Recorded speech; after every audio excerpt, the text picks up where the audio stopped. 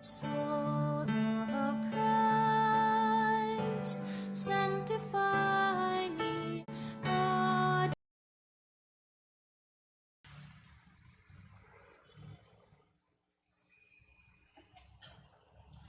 Please all stand and let us pray the morning offering. In the name of the Father, and of the Son, and of the Holy Spirit. Amen.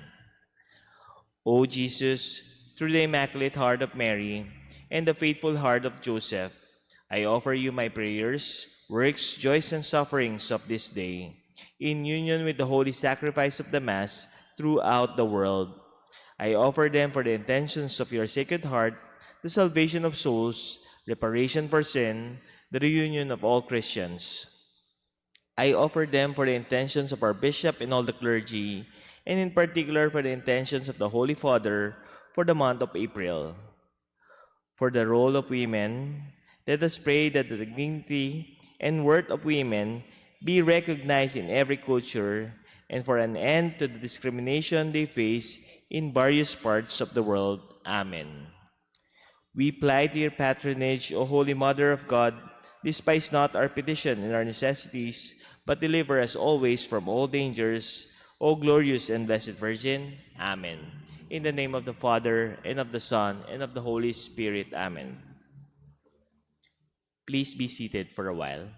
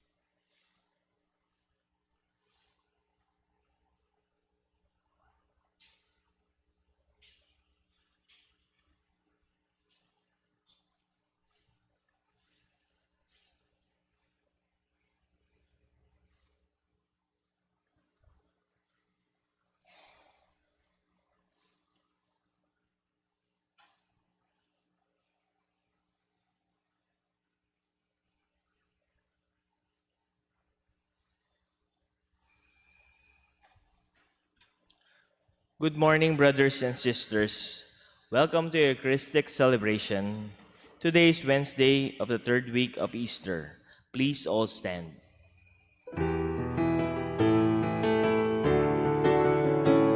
Let heaven rejoice and earth be glad, let all creation sing. Let children proclaim to every land, Hosanna to our King.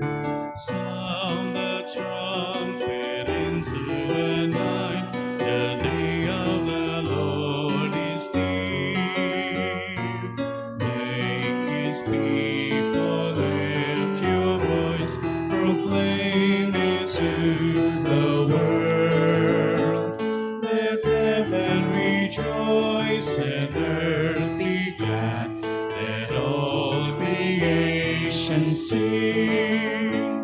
Let children proclaim to every land, Hosanna to our King. We begin our celebration in the name of the Father, and of the Son, and of the Holy Spirit. Amen. The grace of our Lord Jesus Christ, and the love of God, and the communion of the Holy Spirit be with you all. And with your spirit, Brethren, let us acknowledge our sins, and so prepare ourselves to celebrate the sacred mysteries. I confess to Almighty God and to you, my brothers and sisters, that I have greatly sinned in my thoughts and in my words, in what I have done and in what I have failed to do, through my fault, through my most grievous fault.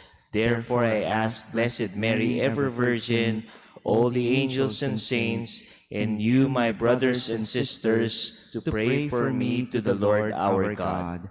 May Almighty God have mercy on us, forgive us our sins, and bring us to everlasting life. Amen. Lord, have mercy. Lord, have mercy. Christ, have mercy. Christ, have mercy. Lord, have mercy. Lord, have mercy. Let us pray. Be present to your family, O Lord, we pray, and graciously ensure those you have endowed with the grace of faith an eternal share in the resurrection of your only begotten Son, who lives and reigns with you in the unity of the Holy Spirit, God, forever and ever. Amen.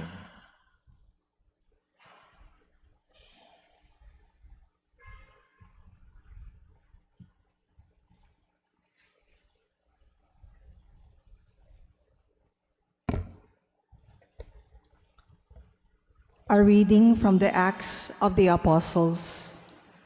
There broke out a severe persecution of the church in Jerusalem, and all were scattered throughout the countryside of Judea and Samaria, except the apostles. Devout men buried Stephen and made a loud lament over him. Saul, meanwhile, was trying to destroy the church, entering house after house and dragging out men and women. He handed them over for imprisonment. Now those who had been scattered went about preaching the word. Thus Philip went down to the city of Samaria and proclaimed the Christ to them. With one accord, the crowds paid attention to what was said by Philip when they heard it and saw the signs he was doing.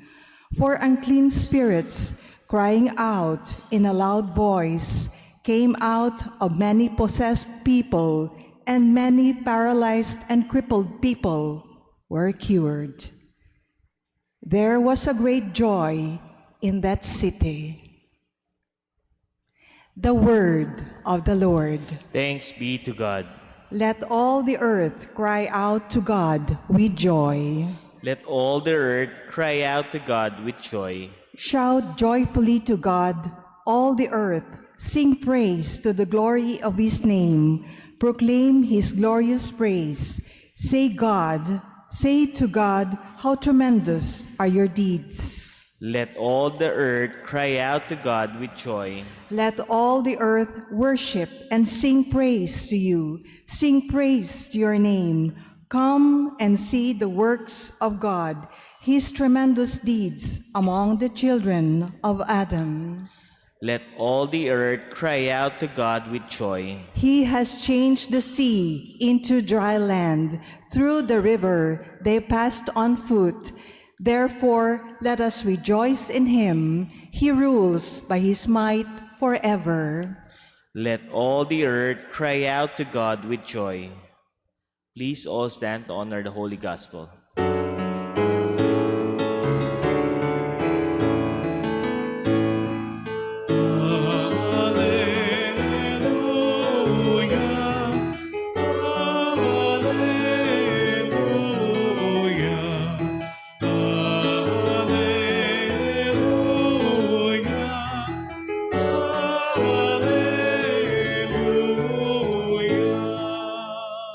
Everyone who believes in the Son has eternal life, and I shall raise him on the last day, says the Lord.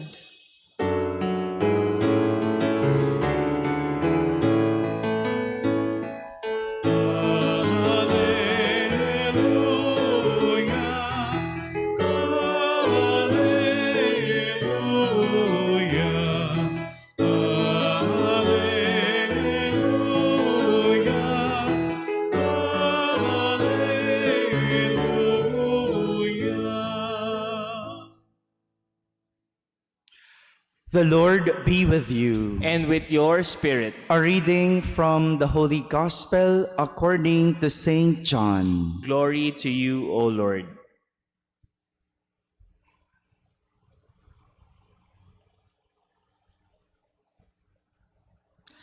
Jesus said to the crowds, I am the bread of life. Whoever comes to me will never hunger, and whoever believes in me will never thirst. But I told you that although you have seen me, you do not believe. Everything that the Father gives me will come to me, and I will not reject anyone who comes to me, because I came down from heaven not to do my own will, but the will of the one who sent me. And this is the will of the one who sent me, that I should not lose anything of what he gave me, but that I should raise it on the last day. For this is the will of my Father, that everyone who sees the Son and believes in him may have eternal life, and I shall raise him on the last day. My friends, the Gospel of the Lord. Praise to you, Lord Jesus Christ. Good morning, my dear brothers and sisters. Once again, Jesus declared to the crowds that he is the bread of life. I am the bread of life. Yesterday was the first time Jesus made such declaration, and today Jesus is repeating it to the same people, to the crowds, that they may believe, para maniwala sila. But Jesus said, I told you that although you have seen me, you do not believe. Kahit sinabi ko ito, hindi kayo naniwala. For someone who does not believe, even if you say or even if you show something, it would still be difficult to believe. Sadyang mahirap papaniwalain ang tao na ayaw maniwala. And this is probably the reason why Jesus kept on repeating that he is the bread of life. Not only that this is the will of the Father, but for the people to believe. Ang maniwala at manampalataya sa sinasabi ni Jesus ay nasa pasya ng tao, nasa pasya mo, nasa kagustuhan mo. Pero ang ipahayag sa mga tao, ang plano ng Diyos ay nasa pasya ni Jesus. But it is clear to Jesus that he will not reject anyone who comes to him, because he came down from heaven not to do his will, but the will of the one who sent him. This is the purpose of Jesus, to fulfill the will of God, which is for everyone to be saved. Yun ang plano ng Diyos, yun ang gusto ng Diyos, at yun ang tinutupad ni Jesus. Kahit na ang mga tao ayaw maniwala. Jesus fulfills the will of God, and that is for us to be saved, even if there are some who choose not to believe. This is the problem with the crowds. They find it too difficult to believe in Jesus because they do not know Jesus. They know more about the bread. Kasi yun yung kanilang laging hinahanap, tinapay. They keep on looking for the bread because they need the bread. They know the need for the bread. They know the importance of the bread. They know what the bread can give, and they know what the bread can do to them. Mabuti pa nga yung tinapay, marami silang alam. Pero kay Jesus, wala silang nalalaman. Kaya nga kahit kausap na nila si Jesus, tinapay pa din ang kanilang bukang bibig. Ganyan din po ba kayo? Ganyan din po ba tayo? Kapag nagdadasal ba tayo, wala tayong ibang bukang bibig kundi yung kailangan natin. Lord, bigyan mo naman ako nito. Lord, ipasa mo ko sa board exam. Kasi pag pumasa ako sa board exam, magkakaroon ako ng magandang trabaho. Pag nagkaroon ako ng magandang trabaho, magkakaroon ng magandang buhay ang pamilya ko. Magkakabahay kami. Di ba ganun tayo ba pa magdasal? We know more about our needs. Bukang bibig natin, pangangailangan natin. Pero, have you ever mentioned about or something about God? Bukang bibig mo ba yung nalalaman mo sa Diyos? O ang alam mo lang yung hinihingi mo? Hindi mo man lang ba sinasabi, Lord, alam ko mabait ka. Nangangailangan ako ngayon. Alam ko maawain ka. Hihiling lang po ako sa iyo ngayon. Di ba? Did you see the difference? Pag nagdadasal tayo, wala na tayong ibang bukang bibig kundi yung gusto lang natin. At yun yung mas alam na alam natin. Pero, may nalalaman ka ba tungkol sa Diyos? Kaya minsan, hirap tayong maniwala eh. Bakit? Wala kasi tayong alam tungkol sa Diyos. Hindi mo rin nalalaman na ibibigay ng Diyos kung anong mas makakabuti sa iyo.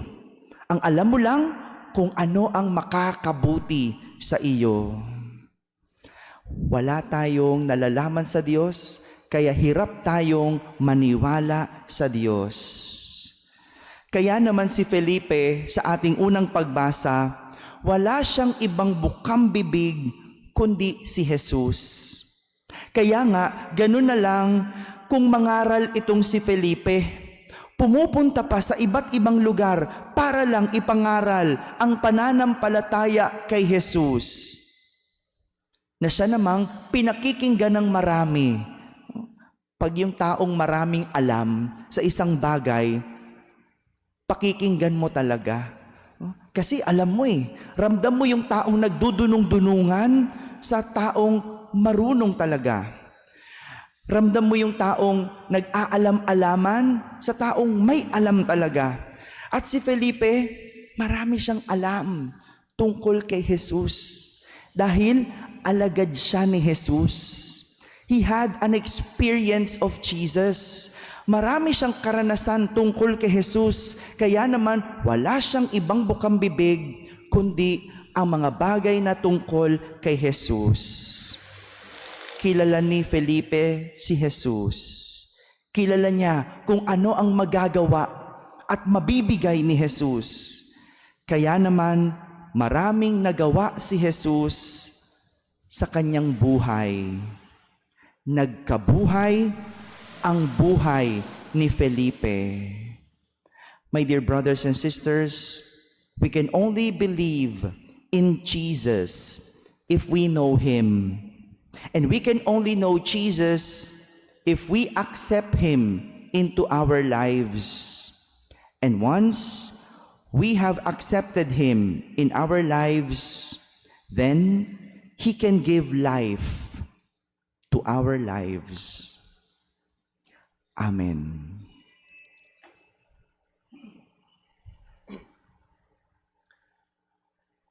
Please all stand.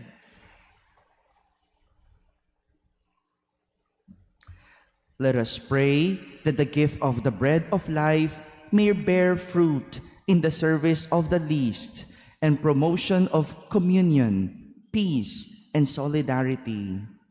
We pray and say, Lord, grant us eternal life. Lord, grant us eternal life. Like Jesus, who did not lose anything of what the Father has given him, may the shepherds of the Church go in search of the lost sheep and bring them back to the safety of the fold. We pray. Lord, grant us eternal life. May government officials and functionaries not reject those who come seeking for work, security, justice, and immediate help. We pray. Lord, grant us eternal life. May we hunger for Jesus present in the Eucharist, making efforts to experience the beauty of the Holy Mass and spending time in praying to the Eucharistic Lord present in the tabernacle. We pray. Lord, grant us eternal life. May we discover the gift of the Eucharist as light and strength of our daily lives in the world as we attend to our respective professions and to our family life. We pray. Lord, grant us eternal life. May our departed brothers and sisters and who participated in the Eucharistic banquet now possess eternal life in the Father's kingdom. We pray. Lord, grant us eternal life. Let us pray for the urgent concerns of our community, those who seek intercession of Virgen de Guia, and our personal intentions. We pray. Lord, grant us eternal life. Loving Father, may we draw strength from the Eucharist, the source and summit of Christian life, and hope for the eternal reward it promises. We ask this through Christ our Lord. Amen.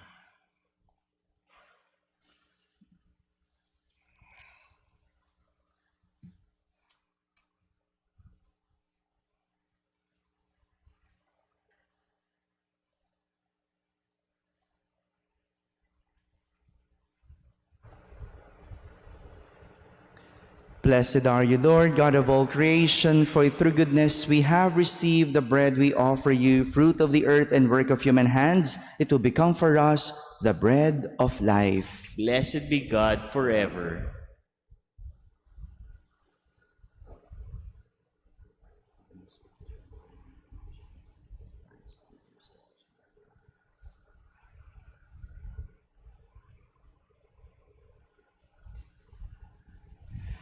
Blessed are you, Lord, God of all creation, for through goodness we have received the wine we offer you, fruit of the vine and work of human hands. It will become our spiritual drink. Blessed be God forever.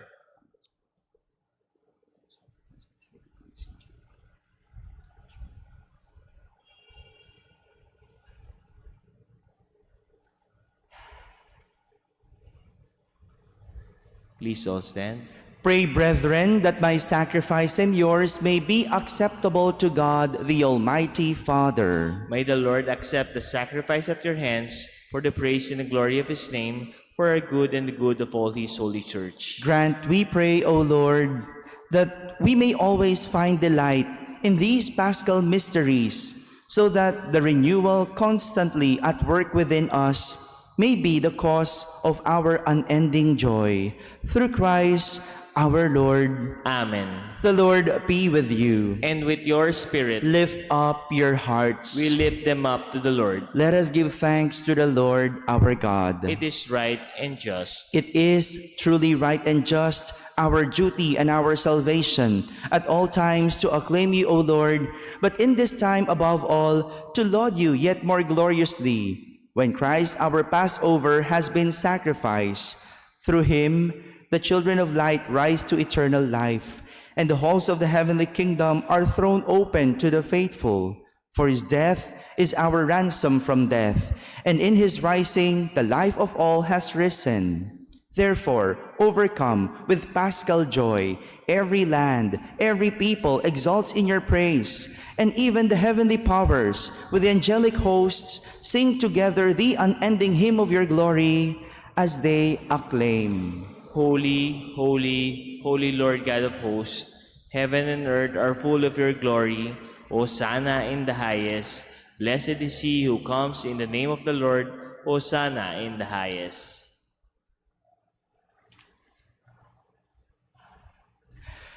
You are indeed holy, O Lord, the fount of all holiness. Make holy, therefore, these gifts, we pray, by sending down your Spirit upon them like the dewfall, so that they may become for us the body and blood of our Lord Jesus Christ. At the time he was betrayed and entered willingly into his passion, he took bread, and giving thanks, broke it and gave it to his disciples, saying, "Take this, all of you, and eat of it, for this is my body, which will be given up for you."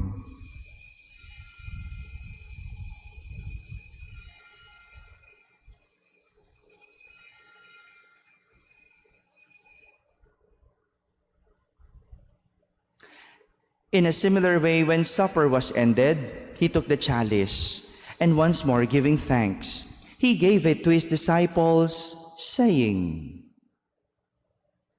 "Take this, all of you, and drink from it, for this is a chalice of my blood, the blood of a new and eternal covenant, which will be poured out for you and for many for the forgiveness of sins. Do this in memory of me."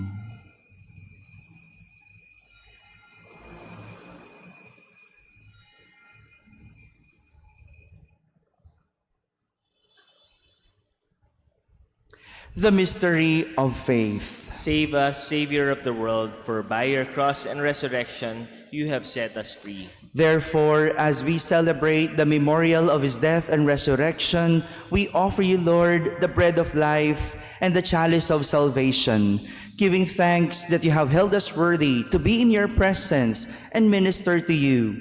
Humbly we pray that partaking of the body and blood of Christ, we may be gathered into one by the Holy Spirit. Remember, Lord, your church spread throughout the world, and bring her to the fullness of charity, together with Francis our Pope, Jose our Bishop, and all the clergy. Remember your servant Yolanda, whom you have called from this world to yourself. Grant that she, who was united with your Son in a death like his, may also be one with him in his resurrection. Remember also our brothers and sisters who have fallen asleep in the hope of the resurrection, and all who have died in your mercy.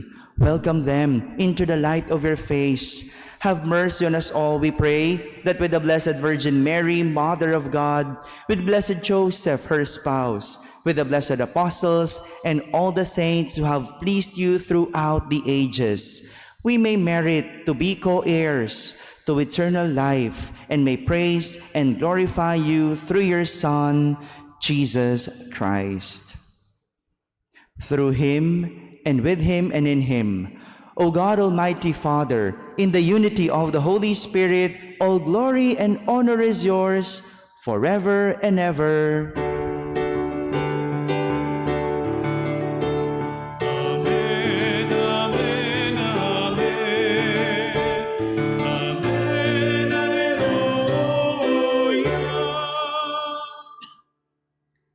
At the Savior's command and formed by divine teaching, we dare to say, Our Father, who art in heaven, Hallowed be thy name, thy kingdom come, thy will be done on earth as it is in heaven. Give us this day our daily bread, and forgive us our trespasses, as we forgive those who trespass against us. And lead us not into temptation, but deliver us from evil. deliver us, Lord, we pray, from every evil. Graciously grant peace in our days, that by the help of your mercy, we may be always free from sin and safe from all distress, as we await the blessed hope and the coming of our Savior, Jesus Christ. For the kingdom, the power, and the glory are yours, now and forever. Lord Jesus Christ, who said to your apostles, Peace I leave you, my peace I give you. Look not on our sins, but on the faith of your church, and graciously grant her peace and unity in accordance with your will, who live and reign forever and ever. Amen. The peace of the Lord be with you always. and with your spirit. Let us offer each other the sign of peace. Peace be with you. Lamb of God, you take away the sins of the world, have mercy on us. Lamb of God, you take away the sins of the world, have mercy on us. Lamb of God, you take away the sins of the world, grant us peace.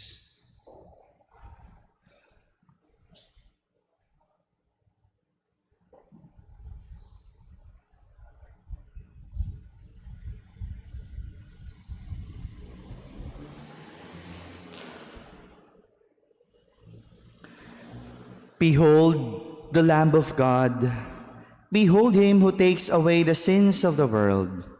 Blessed are those called to the supper of the Lamb. Lord, I am not not worthy that you should enter under my roof, but only say the word, and my soul shall be healed.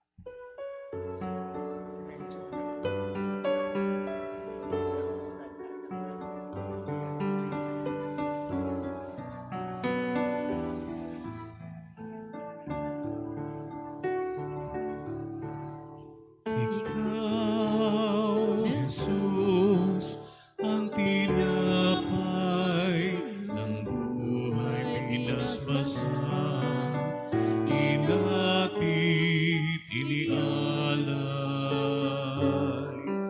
Buhay na ganap ang sa aming kaloob at pagsasalong walang hanggan.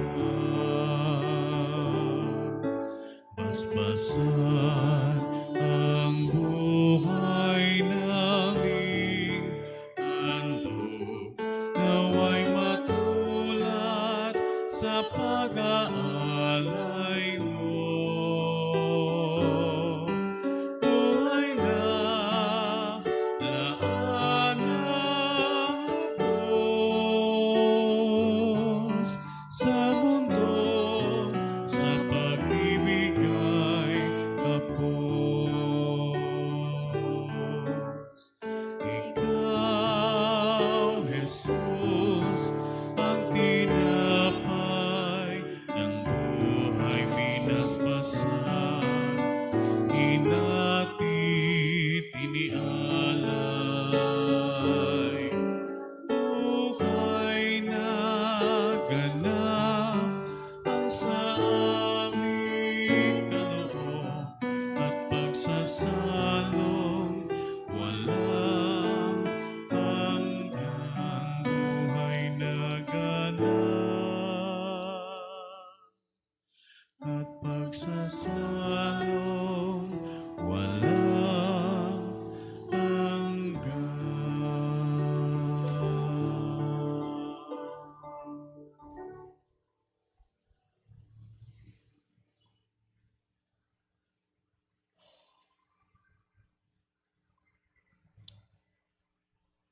Please all stand.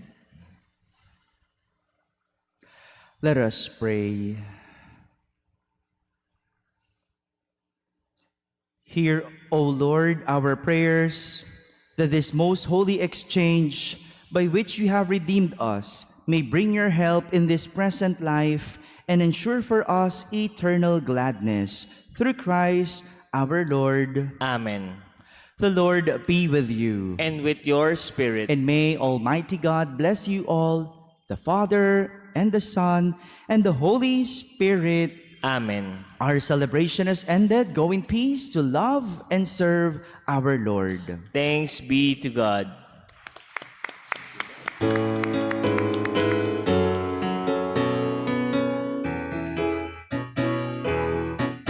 Mayo't tihayang purihin siya at ating